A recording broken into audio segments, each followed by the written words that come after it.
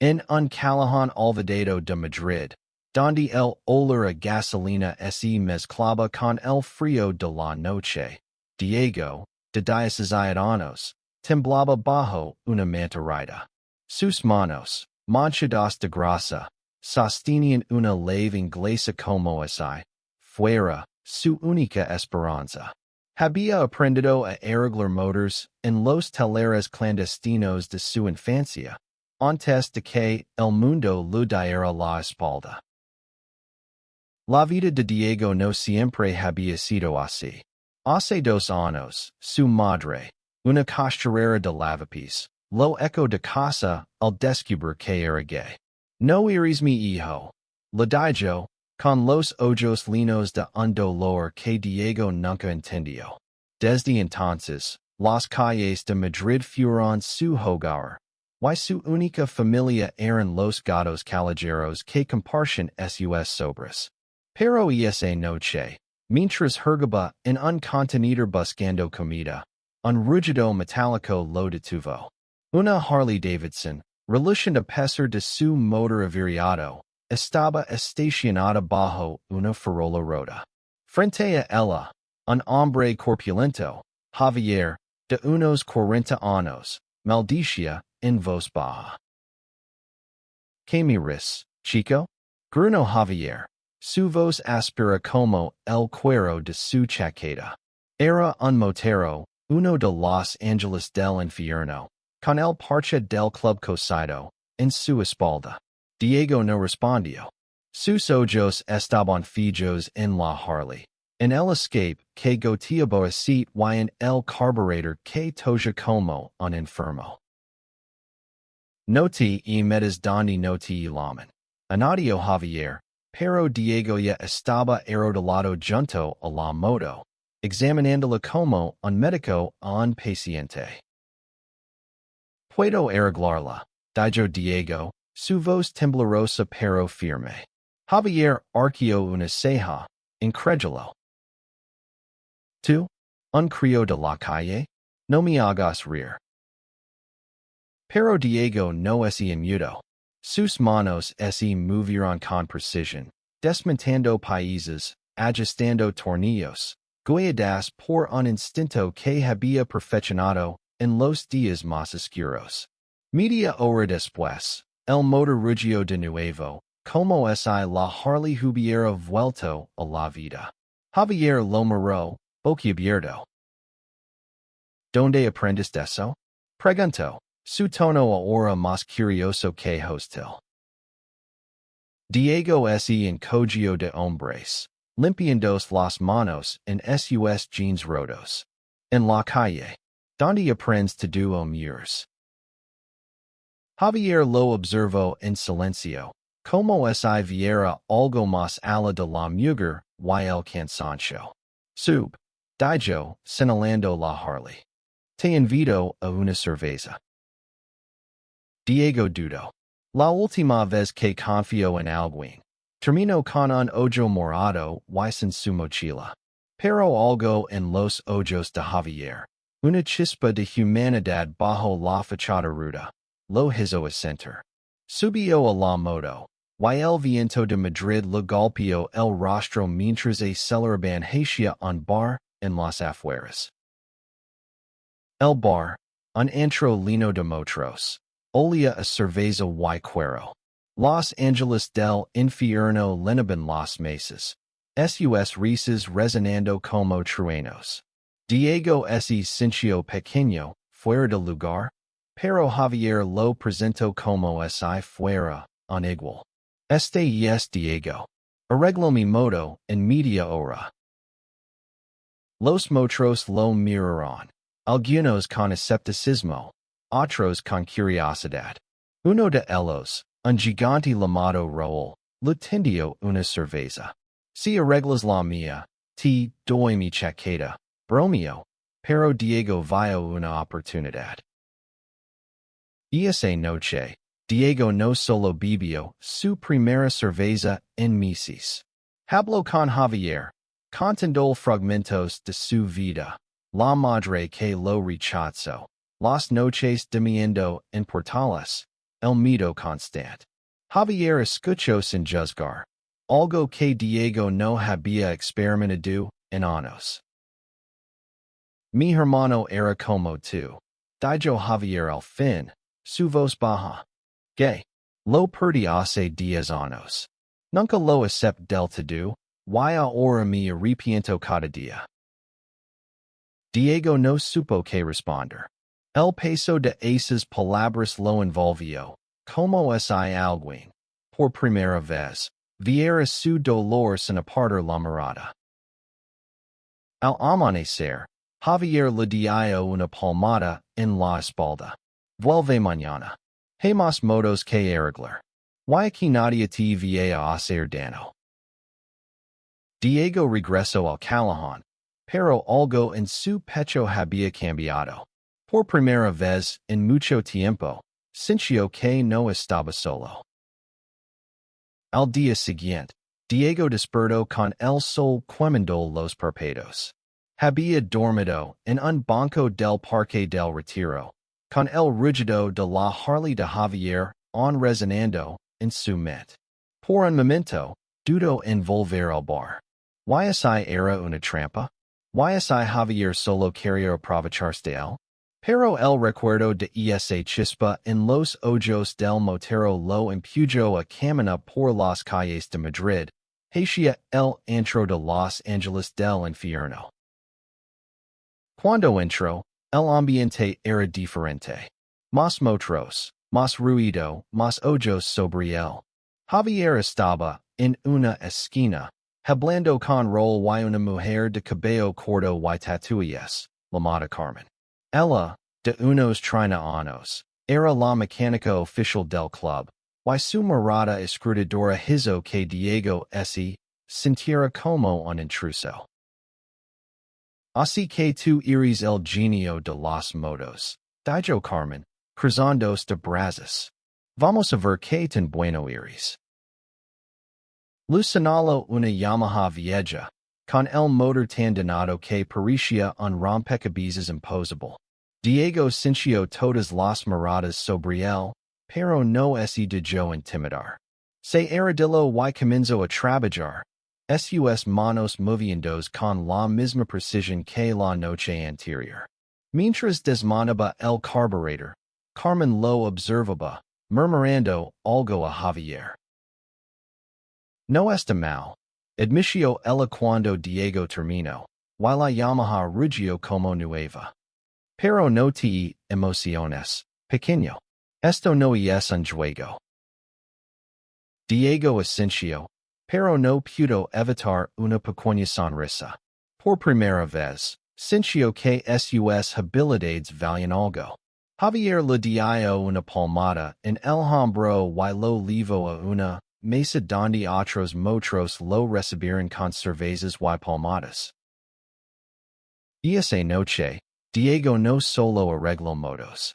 Escuchó historias. Rol habló de sus días en la cárcel. Carmen de cómo escapó de un hogar abusivo. Javier de su hermano perdido. Cada relato era un eco de su propia vida. Y aunque no lo dijo en voz alta, Diego sintió que encajaba. Pero también había miedo. ¿Cuánto duraría esto? ¿Y si descubrían que era gay? El tercer día, las cosas se complicaron. Un motero joven, Miguel, de unos 25 años, empezó a burlarse de Diego. Qué delicado eres con esas herramientas. Dijo, con una risa cruel. ¿Seguro que no prefieres coser como tu mamá? Diego apretó los puños, pero no respondió. Había aprendido en la calle que las palabras duelen menos si las ignoras. Sin embargo, Javier lo oyó y se acercó, su rostro endurecido. Déjalo en paz, Miguel, dijo, con una calma que escondía una amenaza. Este chico vale más que tú en cualquier taller. Miguel se rió, pero no insistió. Diego, sin embargo, sintió una punzada en el pecho. Sabía que su secreto no podía quedarse oculto para siempre. Esa noche, mientras ayudaba a Carmen con una Ducati, ella lo habló en voz baja. No dejes que idiotas como Miguel te hagas sentir menos. Aquí todos tenemos cicatrices. Las tuyas no te hacen diferente. Diego la miró, sorprendido. ¿Sabía algo? Pero Carmen solo sonrió y volvió al trabajo. Por primera vez, Diego sintió que podía confiar en alguien más que en Javier. Al final de la semana, Diego había arreglado 5 motos. Los motros lo trataban como a uno de los suyos. Y Roll incluso le dio una chaqueta de cuero vieja, diciendo que ese la había ganado. Pero en el fondo, Diego sabía que no podía cuidarse. No hasta que fuera honesto consigo mismo. Una noche, mientras compartía una cerveza con Javier, Diego respiró hondo. Hay algo que debo decir, comenzó, su voz temblando. Soy gay. Javier lo miró fijamente. Y por un momento, Diego temió lo peor. Pero entonces, el motero sonrió. Lo sé, chico. Y no cambia nada. Eres uno de nosotros. Diego sintió que un peso se levantaba de su pecho. Por primera vez, no se sintió como un extraño. Pero la paz no duraría mucho.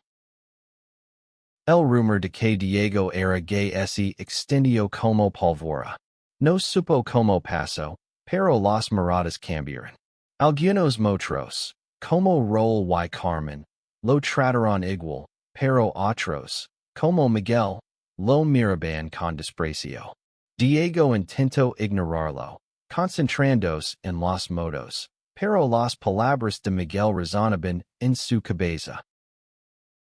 Una tarde, mientras trabajaba en una Triumph, Miguel se acercó con 2 de sus amigos. Hoy, maricón, ¿crees que puede ser uno de nosotros? Dijo, empujándolo contra la pared del taller. Esto no es un club para gente como tú. Diego intentó defenderse, pero los tres eran más grandes. Un puñetazo lo alcanzó en el estómago, y cayó al suelo, jadeando. Antes de que Miguel pudiera golpearlo de nuevo, Javier apareció, su figura imponente llenando el taller. Basta, rugió, empujando a Miguel contra una mesa. Si vuelves a tocarlo, te arrepentirás. Miguel retrocedió, pero su mirada prometía venganza. Diego se levantó, temblando, y Javier lo llevó fuera. No dejes que te afecte, dijo el motero. Aquí hay reglas. Nadie te hará daño mientras yo esté. Pero Diego no estaba tan seguro. Esa noche, mientras dormía en el callejón, sonó con su madre, con sus palabras cortantes, con el rechazo que lo había marcado. Despertó sudando, con el corazón acelerado. No podía seguir riendo de sí mismo. Al día siguiente, decidió enfrentarse a Miguel. Lo encontró en el bar, rodeado de sus amigos. No me voy a ir, dijo Diego, su voz firme a pesar del miedo. No me importa lo que pienses de mí. Arreglo motos mejor que tú, y eso es lo que importa. El bar quedó en silencio. Miguel se rió, pero nadie lo secundó. Roll se levantó y puso una mano en el hombro de Diego. El chico tiene galas, dijo, mirando a los demás. ¿Alguien tiene un problema con él? Nadie respondió. Incluso Miguel bajó la mirada. Diego sintió una olida de alivio, pero también sabía que no todos lo aceptarían. Esa semana, Javier lo llevó a un taller más grande, propiedad del club. Aquí puedes trabajar de verdad, le dijo. Y si quieres, puedes quedar en mi casa hasta que encuentres un lugar. Diego no podía creerlo. Por primera vez, alguien le ofrecía un hogar. Aceptó, con cautela. La Casa de Javier era pequeña, en las afueras de Madrid, pero estaba llena de fotos de su hermano, Daniel. Diego las miraba a menudo, preguntándose cómo sería haber tenido una familia que lo aceptara. Una noche, mientras cenaban, Javier le contó más sobre Daniel. Era un artista. Pintaba murales en las calles. Pero nunca tuvo el valor de ser el mismo, no como tú. Diego sintió un nudo en la garganta. No soy valiente, admitió. Solo estoy cansado de esconderme. Javier sonrió. Eso es lo que hace un hombre, chico. Seguir adelante, aunque tengas miedo. Esa noche, Diego durmió en una cama de verdad por primera vez en años. Pero el pasado no lo dejaba en paz. Una llamada anónima al club adverso que Miguel y sus amigos planeaban algo contra él. La tensión crecía. Y Diego sabía que su lugar entre los ángeles del infierno estaba en peligro. La advertencia anónima resultó ser cierta. Una noche, mientras Diego trabajaba solo en el taller, Miguel y sus amigos entraron, armados con barras de metal. Te lo advertí, pequeño, dijo Miguel, con una sonrisa torcida. No perteneces aquí. Diego retrocedió, buscando una salida, pero estaba acorralado. Intentó razonar con ellos, pero Miguel no escuchaba. El primer golpe lo alcanzó en el hombro, y cayó al suelo, protegiéndose la cabeza. Justo cuando pensó que no lo contaría, Carmen apareció, blandiendo una leve inglesa como si fuera una espada. Fuera de aquí, gritó, y su voz resonó en el taller. Raúl y otros motros llegaron detrás de ella, y en segundos, Miguel y sus amigos huyeron. Carmen ayudó a Diego a levantarse. Estás herido, dijo, revisando el corte en su brazo. Pero eres más fuerte de lo que crees. Diego no es sincha fuerte. Se sincha roto, como los motos que arreglaba. Pero la mirada de Carmen, llena de respeto, le dio algo en que aferrarse. Javier legó poco después, furioso. Esto no queda así. Dijo, y convocó una reunión del club. En el bar, frente a todos los ángeles del infierno, Javier habló con una voz que no admite réplicas. Diego es uno de nosotros. Quien lo toque, ese los verá conmigo. Algunos asintieron, otros murmuraron, pero nadie se opuso. Diego, después junto a Javier, sintió algo nuevo, orgullo. No solo por sobrevivir, sino por ser aceptado. Sin embargo, la paz era frágil. Miguel no regresó, pero las tensiones en el club crecieron. Algunos motros no estaban contentos con la presencia de Diego, y las miradas de desconfianza lo seguían. Él se concentró en su trabajo, arreglando motos con una pasión que sorprendía incluso a Carmen. Una tarde, mientras trabajaba en una Harley antigua, conoció a Lucas, un joven de 22 años que había llegado al club buscando repuestos. Lucas era diferente. Sus ojos brillaban con una calidez que Diego no había visto en mucho tiempo. Hablaba con una voz suave, y sus manos, aunque torpes con las herramientas, parecían querer aprender. Nunca he conocido a alguien que haya canta a una moto como tú, dijo Lucas, sonriendo.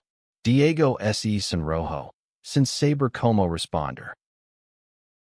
Pasaron los días, y Lucas volvía al taller con cualquier excusa. Hablaban de motos, de música, de sueños que Diego había enterrado hace mucho. Una noche, mientras compartían un cigarrillo fuera del taller, Lucas ese acercó más de lo necesario. ¿Alguna vez has sentido que no encajas en ningún lado? Preguntó Lucas, su voz apenas un susurro. Diego Asensio. Toda mi vida. Lucas lo miró a los ojos. Yo también. Pero contigo no siento eso. El corazón de Diego dio un vuelco. Por primera vez, no sintió miedo al imaginar un futuro con alguien. Pero también sabía que el amor, en un mundo como el suyo, venía con riesgos. La relación entre Diego y Lucas creció en secreto. Se encontraban fuera del taller, en parques vacíos o cafeterias olvidadas, donde nadie los reconocería. Cada mirada, cada ros, era un mundo nuevo para Diego, uno donde no tenía que esconderse. Pero el miedo nunca lo abandonaba. Si el club descubría su relación, todo lo que había construido podía desmoronarse. Javier, sin embargo, parecía notar algo. Una noche, mientras cenaban en su casa, le preguntó a Diego, «Ese chico, Lucas, significa algo para ti?» Diego ese quedó helado. Y es solo un amigo, minció, pero su voz lo traicionó. Javier suspiró. «No me mientas, chico. Why no te escondas? Si él te hace feliz, lucha por eso. Como yo no hice con mi hermano». Esas palabras golpearon a Diego como un martillo. Por primera vez, sintió que podía ser el mismo sin perderlo todo. Pero el mundo no era tan simple. Una noche, mientras Diego y Lucas caminaban por un parque, fueron atacados. No era Miguel, pero los agresores levaban parches de un club rival. Maricones, escupieron, antes de golpearlos. Diego protegió a Lucas, recibiendo la mayoría de los golpes, pero ambos terminaron heridos en el suelo. Cuando Javier los encontró, su rostro era una máscara de furia. Llevó a Diego y Lucas a su casa, curó sus heridas y juró vengarse. Pero Diego lo detuvo. No quiero más violencia, dijo, su voz quebrada. Solo quiero un lugar donde no tenga que pelear por ser quien soy. Javier lo miró con tristeza. Ese lugar no existe, Diego. Pero puedes construirlo. Inspirado por esas palabras, Diego decidió hacer algo audaz. Convenció a Javier y a Carmen para organizar un evento en el taller. Una exhibición de motos restauradas por él. Quería mostrar al club, y al mundo, que valía algo más que los prejuicios que cargaban contra él. El evento fue un éxito. Cientos de personas llegaron, incluidos muchos de otros clubes. Diego habló frente a todos, contando su historia, su vida en la calle, su amor por las motos, su lucha por ser aceptado. Cuando mencionó a Lucas, su voz tembló, pero no se detuvo. Lo amo, dijo, mirando a la multitud. ¿Why no me avergüenzo de eso? El silencio que siguió fue ensordecido. Pero entonces, Raúl aplaudió, seguido por Carmen, Javier y otros. No todos estaban de acuerdo, pero por primera vez, Diego sintió que tenía un lugar. Lucas, a su lado, le tomó la mano. Y aunque el miedo no desapareció, Diego supo que, por primera vez, no estaba solo. El evento marcó un antes y un después. Diego ya no era solo el chico que arreglaba motos. Era una voz en el club, alguien que había enfrentado el odio y seguía en pie. Pero no todo estaba resuelto. Algunos moteros se fueron incómodos con su presencia, y las tensiones con los clubes rivals crecieron. Una noche, Javier recibió una amenaza. El club rival Planaba Atacar, El Taller. Diego, Lucas, Carmen y Rol se prepararon para defenderlo. No querían violencia, pero no podían dejar que destruyeran lo que habían construido. Cuando los rivals llegaron, la tensión era palpable. Diego, con una leve inglesa en la mano, se enfrentó al líder del grupo. No queremos pelear, dijo. Pero este taller es nuestro hogar. El líder, un hombre quitito llamado Antonio, lo miró con curiosidad. Eres el chico del que todos hablan, ¿verdad? El que arregla motos y no se cala. Diego asintió, esperando lo peor. Pero Antonio sonrió. Me gusta tu valor, pequeño. Tal vez no estemos tan en desacuerdo. Las negociaciones fueron tensas, pero Javier y Antonio llegaron a un acuerdo. El taller seguiría siendo neutral, un lugar para todos los moteros, sin importar quiénes fueran. Diego no podía creerlo. Por primera vez, sintió que su lucha había cambiado algo. Con el tiempo, Diego y Lucas se volvieron inseparables. Lucas dejó de ser solo un cliente del taller. Comenzó a trabajar junto a Diego, aprendiendo a arreglar motos y enfrentando sus propios miedos. Juntos, sonaban con abrir su propio taller, un lugar donde nadie sería juzgado por quien ama. Javier, por su parte, se convirtió en una figura paterna para Diego. Lo enseñó no solo sobre motos, sino sobre la vida. Cómo enfrentar el dolor, cómo perdonar, cómo seguir adelante. Una noche, mientras miraban fotos de Daniel, Javier le dio a Diego una de sus pinturas. Él habría estado orgulloso de ti, dijo. Diego Loro, no de tristeza, sino de gratitud. Había encontrado una familia, no de sangre, sino de corazón. Un año después, el taller de Diego y Lucas era una realidad. Lo llamaron hogar de acero, un nombre que reflejaba su historia. Un lugar construido desde las cenizas, donde todos eran bienvenidos. Los Ángeles del infierno, liderados por Javier, fueron sus primeros clientes. Y pronto, moteros de toda España llegaron, atraídos por la reputación de Diego. Diego ya no vivía en la calle. Compartía un pequeño apartamento con Lucas, y aunque no tenían mucho, cada día era una victoria. Carmen los visitaba a menudo, trayendo cervezas y nuevas ideas para el taller. Raúl, ahora un amigo cercano, bromeaba diciendo que Diego era el mejor motero que nunca usó una Harley. Una tarde, mientras trabajaba en una moto, Diego recibió una carta. Era de su madre. Con manos temblorosas, la abrió. Las palabras eran pocas, pero pesadas. Lo siento. Quiero verte.